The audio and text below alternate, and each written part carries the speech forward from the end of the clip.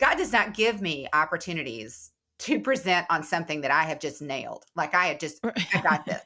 Um, which is kind of curious because I don't think we get to do that here, right? I don't think that's the Yeah. point. But this is something that I'm really wrestling through, this whole issue of perspective. Hey everyone, this is Yvette Hampton. Welcome back to the Schoolhouse Rocked Podcast. Oh man, I'm so glad to be with you guys today. And I am sitting here talking to one of my favorite people in the whole wide world.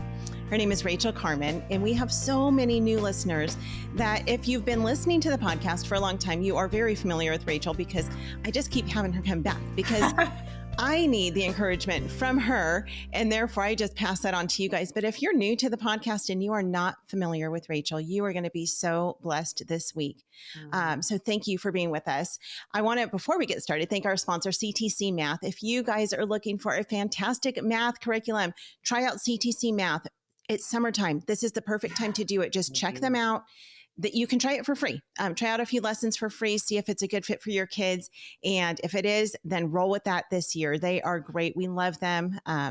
They've been a huge blessing to our family. And CTC Math is the sponsor of our new podcast, which I know many of you are listening to. It's Homeschool Insights. It's practical homeschool advice and encouragement in 10 minutes or less. So it's just little snippets that you can just listen to. So Homeschool Insights is that podcast and sponsored by CTC Math. So thank you guys for being with us. Rachael Carman, my sweet dear friend, thank you so much for coming back with me again this week. I'm so glad to have you. It's always a privilege to be here. Thanks for having me back. Yeah, of course. Of course. So for those who maybe are new to the podcast and they don't know who Rachael is, introduce yourself and your family to us really quickly. Okay, so yeah, I just have retired from home education after 26 years. We just graduated our youngest, number 7. But the most remarkable thing about that is not that. The most remarkable thing is that I didn't want to do this. And so if you have any listeners out there that think that that's remarkable, the really remarkable thing is that I fought against doing this, and God invited me to be a part of this, and I wouldn't change it for anything. I'm very grateful for the journey that he took us on. And so, yeah, I've got a whole new phase of my life to begin very shortly. We'll drop everybody off in August sometime, and we'll come home to an empty house. Oh, weird. So I know, right? So yeah. Yeah, that is a new season. And if you guys missed that, 7 kids, Rachael and her husband, Davis, have 7 children. And so she just finished. You're done with your homeschool journey for your family. For my kids. However, you are such a delight to talk to and such an encouragement to thousands and thousands of moms like myself around the world. And so it's so interesting how the Lord has used you, someone who said you would not homeschool, who had no desire to homeschool, like myself, who had no desire to homeschool, said I would never homeschool. And he's used you to speak life and truth and encouragement into the hearts of so many people. And I'm so grateful for that. And so this week, we're going to talk about perspective, because at the point where you are right now, Rachael, you have a very different perspective than you had 26 years ago when you began your homeschool journey. Yeah. And, as I was thinking about this topic, and I was thinking about this morning as we were preparing for this, I was thinking about how, when you're a little kid, like for some reason, the image of being at my grandmother's house came to me. And I remember her house very vividly. I can tell you where every room was. I can tell you pretty much every piece of her house, what her kitchen looked like, what her living room looked like, what the front of the house looked like. I remember my grandfather standing in his front yard, watering his lawn with a hose every single day. Yeah. And in my little mind, their house was huge. It was massive. And we went back several years ago. I didn't get to go inside because someone else was living there. But we went back several years ago and we drove by the house. And I remember just sitting in the car and I was like, it's so small. It's so much smaller than I thought it was as a child. Yeah. And for some reason that really hit me wow, it's all about perspective though, right? Yeah, when we start something and when we're little, how when you are, for some reason, I used to do this when I was laying in bed. I would lay in my bed and I would measure the door, like with my fingers in front of my face. And I was like, oh, the door's only this big and it's like a half an inch, Yeah. because from your point of view and your perspective, it's just a little teeny tiny door. But then you Yeah. go walk through the door and it's a completely different size. And so Exactly. perspective really is everything. And it's not just in the things that we see, but Right. it's in the things that we do, like homeschooling. And so I would love for you, Rachel, to just share with us. I want you to just kind of start by sharing with us, like, when you started homeschooling 26 years ago, what was your perspective then? And how has it changed now that you're at the end of that journey? And we're going to talk about this week, Mhm. because I think that we need to have the right perspective, which of course is a biblical perspective. Right. But share with us how that has changed in your life. Yeah. So when the circumstances of life presented homeschooling as really the only option. So I won't retell the story here, but the circumstances were public school was not an option, private Mhm. school was not an option. Homeschooling was, the only thing that looked like we had to do something, right? I mean, he was supposed to be in kindergarten. We couldn't do nothing. Right. And so when that happened, it looked impossible. Mhm. I mean, that's the number one word. And I told this story the first time I ever spoke at a homeschool conference. I don't know if I've told you this story before, but the first time I ever spoke at a homeschool conference, I literally nursed one of my children, handed her off to my husband, and walked down the aisle to a packed room of 500 women. Wow. And I was just sort of like, oh my goodness, what is this about? Yeah. Well, on the back row of that audience, right about the time I walked in, this group of veterans, like women who had been doing home education since creation, okay, they came in with their arms crossed and sat on the back row and just sat down and just sort of looked at me like this. So I've got all of these moms with their pens poised. Some of them were sitting in the floor on the stage, right? I mean, I've got 500 moms just like, what is she going to say? And Yeah. then I've got these 5 women on the back row. And I started out saying how, and I'm just trying to think, I had been homeschooling maybe 4 or 5 years at that point. So retrospectively, I think, who was I to stand on a stage in front of 500 moms? And yet I felt like God had been so kind and so gracious and so patient with me just 5 years in. Mhm. I had to tell people what God had done. I mean, I just couldn't not tell people. But I stood up there and I said, I just have to tell you, when I started this, I felt like someone was slamming a penitentiary door behind me. I Mm. felt like I could hear it echo, like I was captive and I had walked into a prison and it was cold and it was musty and there was no escape. And those women on the back row, they talked to me after my presentation. And that was the number one thing they criticized was you can't say that. You can't tell people that. And I said, but we've got to meet them where they are. I mean, that's Yep. legitimately how I felt. And, right now in this moment, Mhm. you're talking to me about, before we started recording, about all these new listeners you have. And, at Apologia, we've got all these new parents coming and they don't know, right? I mean, Yeah. they're brand new and they're coming into this and they're feeling that, right? Yep. I mean, they're like, look, I never wanted to be here. I still don't want to be here. And I think there's something powerful about affirming those feelings. This is Mhm. not zippity doo dah. This is not, I Right. saved up everything to be here. This isn't, I've dreamed about this day.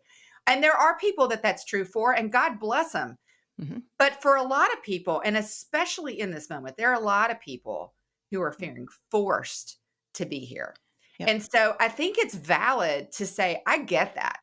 I get that. And so when we started, my perspective was at the bottom of a pit or in a Mhm. prison and somebody else had the keys. It just looked like I can't do this. Oh, wait, I don't want to do this. Right. So I was completely overwhelmed. I felt very lonely. This was 1996. Mhm. So I knew a few people, but it wasn't like I knew lots of people. Right. It was Not at all like it legal. is today. Oh, no. Oh, no. So my perspective was, problems. This is that kid. This is the kid that is so hard to parent. And, apple didn't fall far from the tree. He got that from me, right? So I see problems. I see impossibilities. I feel overwhelmed. I feel empty and alone. And I think of all the things that I lost. So that was my perspective. So I don't see any ray of hope in there, right? Yeah. Yeah. Let's take a quick break. We'll be right back. What we do at IEW is break through the noise of the grammar and the writing prompts, and we say, this is what you do, step by step. And I've witnessed it over and over again, both watching Andrew teach and hearing from parents, this is the best writing program. We've made it so easy and made it really affordable. So any mom can teach writing to their children using our course, and we guarantee it. To try 3 weeks of free lessons, visit IEW.com. We are back with Rachael. I want to say really quickly, because before the break, I said it's not like it is today, and you were talking about loneliness. And I think sometimes we can think that, well, there's so many options out there today, that there's no reason for people to be lonely. I mean, there's, co-ops everywhere, there's sports teams, we have so many options as homeschoolers in many areas of the country.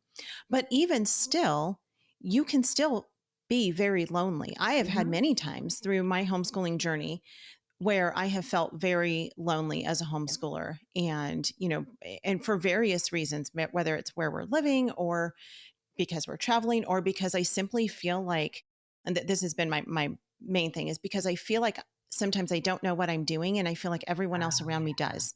Yeah.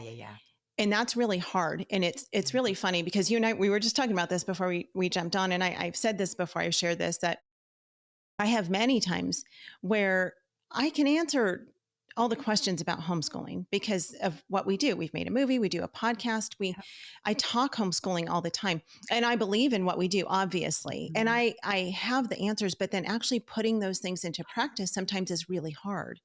And so oftentimes I'm like, am I doing this right? Yeah. And people think I have it all figured out. And I'm like, oh, sister, I'm right there with you. I'm still trying to figure this out too. And we're going into year 12. I mean, it's kind of crazy, but God. Yeah, and exactly. And that's where it all comes back to is I'm not doing this on my own.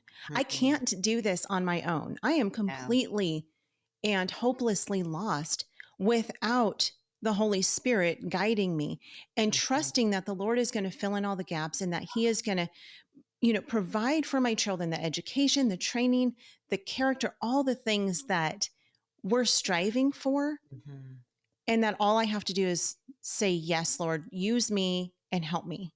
Yeah. Right. Which is what you did. I mean, it's, you slam that prison door behind you and you still say yes. Yeah. So take us then through, that's how you felt in the beginning. Let's kind of walk through your homeschool journey and what the Lord has taught you and how your perspective has changed. Yeah. I want to build on that whole but God thing, right? So I think it's worth mentioning that my life and my relationship with God when I started this journey it wasn't intimate. God was a Sunday morning thing. God was something that He was someone that I acknowledged. I mean, I prayed. We prayed at meals. We went to church. But there wasn't, and this is another talk for another day that I'm working to develop, which is kind of terrifying because one of the things I mentioned to you before we came on that people really need to know is God does not give you opportunities. And at least in my experience, and you need to tell me about yours, but God does not give me opportunities to present on something that I have just nailed. Like I got this, which is kind of curious because I don't think we get to do that here, right? I don't think that's the point. But this is something that I'm really wrestling through, this whole issue of perspective. So, just so the audience knows, and I'm not on top of this. I mean, I still feel like sometimes I'm in a prison of my own design, right? But God is ever inviting me into this dependency on him. And so heretofore, before I was home educating, it was sort of like, I got it. I got it.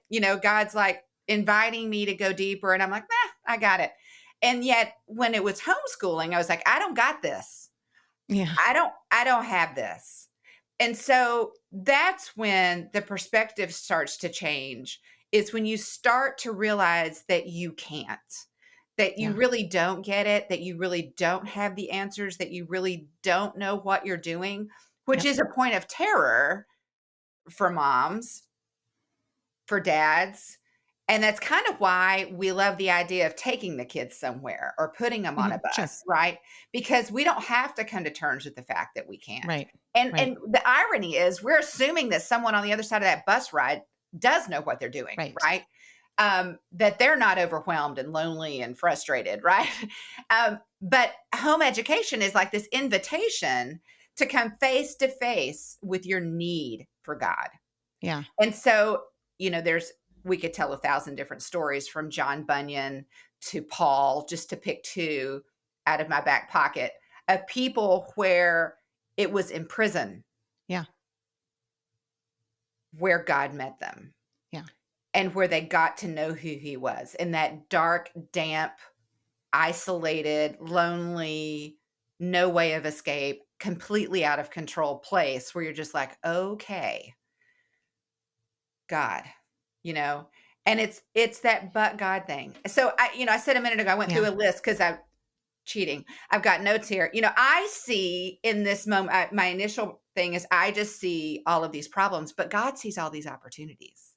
Yeah. He sees all of the problems that I see. He sees as opportunities for my growth. Yeah. My growth in my character, but also in my growth in my relationship with him. Yeah. Right. I see impossibilities. He just sees possibilities. Yeah. Because his perspective is just like, oh, you look at that and you think it's impossible. I look at that and go, oh my goodness. Yeah. Because he's God, right? I mean, there's no such thing as an impossibility for him. Right. And there's thousands of examples in scripture. One of my favorite is the Red Sea. You've got Pharaoh at your back. You've got the Red Sea in front of you. They were led there. They didn't wander there. They were led there by God. Right. And many people have been led to this place of home education through circumstances. And I get you might not want, you just might think, yeah, I don't want to be here. I get it. But, through circumstances, this is where God has led you. Yeah. And the choice is trust and obey, panic. Yeah. And so the people could only see the problem. They could only see the impossibilities. And God's just like, up there rubbing his hand and going, you got to do this, I mean, so if, and that's the exchange that he's offering us is to acknowledge the impossibility, but to anticipate the possibilities because he's God. I see overwhelm, right? And he sees overcome. Yeah. He sees, I get it, but I'm the redeemer. I'm the healer. I'm the overcomer. I mean, again, I say this a lot, and I think it's one of those things that's worth repeating 1,000 times. I know it's something that I need to hear 1,000 times. God is in the business of showing off to us. Yeah. From the things that we tend to take for granted, the sunrise, the bird song, just nature, creation. And in Romans 1, it says, all creation is evidence of God. Yeah. I think that's why when we're feeling overwhelmed and when we're feeling all of those negative things coming in, there's nothing like a walk outside in creation. Yeah. Just to be reminded that God who's got all of this ordered and all of this in his hand, who created it all, he's got it. Yeah. I see emptiness. I see, all of that. And he sees his promises because he can't not fulfill his promises. I mean, he's a promise keeping God. So that's what he sees. I see loss. He sees victory. So, I mean, you can see in those two lists that what ultimately he wants to do, he sees all those things. And what ultimately he wants me to do is he wants me to get his perspective. Right. He wants to pull me up I mean, it's again, I think there's so much value in us acknowledging. I have journal after journal after journal after journal where I have just poured it out before God, going, yeah, I don't see a way out of this. I don't like this. I wouldn't Yeah. choose this. I would change this. You say you're my father. I mean, raw journal entries. And I Yeah. can just sense God up there just going, honey, honey, honey, I got this. Right. Yeah. Got this. And, even you and I were sharing before, even in this moment in my life, the fact that this is the first year I've even had this perspective, like presentation that you chose off of a list of 60. Thank you very much. Yeah. The And I'm Lord in chose one it, of, actually. yeah, right. The Holy Spirit did that. I'm in this place in my life where I need this. Yeah. I don't think I like to look at story arcs of characters in the Bible because, a lot of times we want to get to this point in someone's story and go, they were amazing, right? Yeah. Okay, but let's back up the bus because Right. it didn't start there, right? Right. Noah didn't start at building the ark. Now, we don't have his story arc. We don't get the beginning. We're just told that he was righteous in God's sight and God came to him and that he obeyed and he built the ark. Okay, that's pretty awesome. Abraham's story is a little bit more revealing, right? Right. So for all you people who think, oh, I wish I was in the biblical narrative, go back Yeah. and read Abraham's story because there's a couple of really embarrassing moments there. He lied twice. Yeah. Twice about the same thing. The same thing. And so, the biblical narrative has these raw characters, and yet the glory of it is the faithfulness of God and Yeah. the grace and the mercy of God because he's growing these Amen. people. And you especially see it with Abraham, that Yeah. God is growing just little steps, right? Go to a land that I will show you Yeah. and then enter into covenant.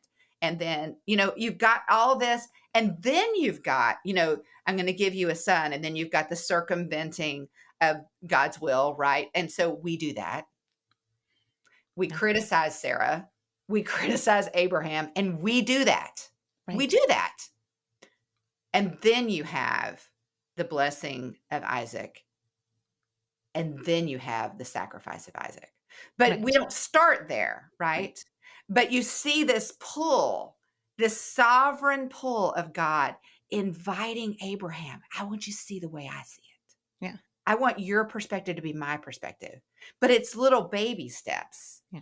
But that's the goal. It's that the psalmist, right? Lead me to the rock that is higher than I. That's the psalmist saying, give me your perspective.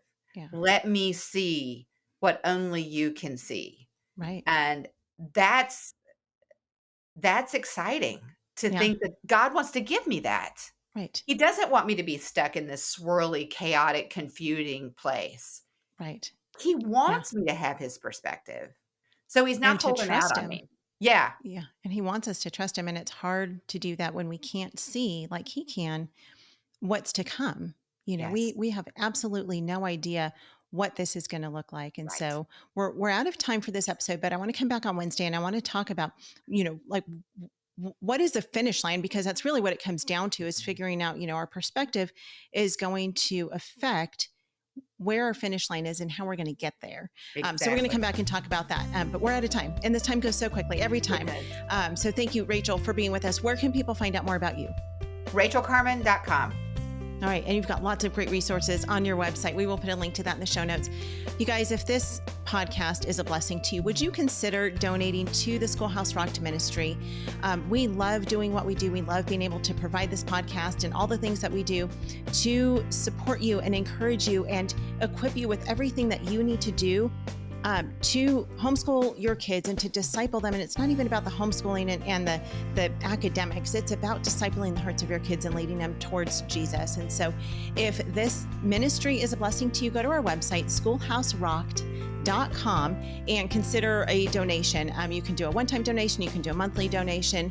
It's all on there. So thank you so much for listening. We will be back with you on Wednesday. Have a great afternoon, and we'll see you back here then. Bye. My biggest fear when we started was that I was not trained to be a teacher. I wasn't smart enough. I wasn't well enough equipped. I wasn't enough. I worried that I wasn't going to be able to provide my kids with the education they needed. I felt like I was ruining them. I really thought, I am messing it all up. I think behind every great kid is a mom who's worried she's messing it all up.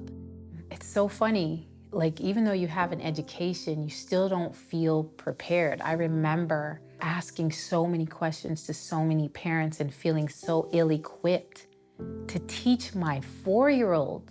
And so when parents talk to me about homeschooling their children and why they are afraid that their kid's not going to get the education that they need, my question always is, why do you think they're getting the education that they need now?